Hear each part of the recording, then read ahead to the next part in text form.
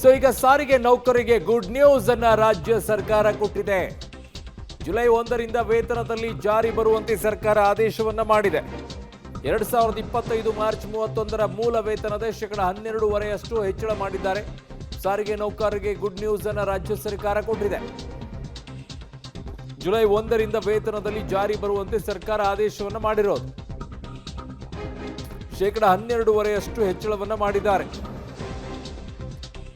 ಬಹುದೊಡ್ಡದಾದಂತಹ ಬೆಳವಣಿಗೆ ಈಗ. ಬಟ್ ಅವ್ರು ಹೇಳ್ತಾ ಇರುವಂಥದ್ದು ಶೇಕಡ 25ರಷ್ಟು ಮಾಡಬೇಕು ಅಂತ ಅವ್ರ ಬೇಡಿಕೆ ಇದ್ದಿದ್ದು. ಶೇಕಡ 25ರಷ್ಟು, ಅದರ ಅರ್ಧ ಮಾಡಿದ್ದಾರೆ ಈಗ. ಸೊ ಈಗ ಒಂದು ಗುಡ್ ನ್ಯೂಸ್ ಅನ್ನ ಕೊಟ್ಟಿದ್ದಾರೆ. ಬಟ್ ಅವರ ಬೇಡಿಕೆ ಇನ್ನೂ ಇದೆ. 38 ತಿಂಗಳದ್ದು ಬಾಕಿ ಕೊಡಬೇಕು. ಸರ್ಕಾರಿ ನೌಕರರಿಗೆ ಏನಿದೆ ವೇತನ ಅದರ ಈಕ್ವಲ್ ಆಗಿ ನಮಗೂ ಕೂಡ ಕೊಡಬೇಕು. ಅವ್ರಿಗೆ ಕೊಡುವಂಥ ಎಲ್ಲ ಫೆಸಿಲಿಟಿಗಳನ್ನು ನಮಗೂ ಕೂಡ ಕೊಡಬೇಕು ಅಂತ ಹೇಳಿ. ಬಟ್ ಅದನ್ನು ಕೊಡೋಕ್ಕಾಗಲ್ಲ. ಕಾರಣ ಇವರೆಲ್ಲ ನಿಗಮದಲ್ಲಿರೋದು, ಕಾಂಟ್ರಾಕ್ಟ್ ಬೇಸಲ್ಲಿ, ಅಪಾಯಿಂಟ್ಮೆಂಟ್ ಅಲ್ಲ ಇವರು ಗೌರ್ಮೆಂಟಿಂದ.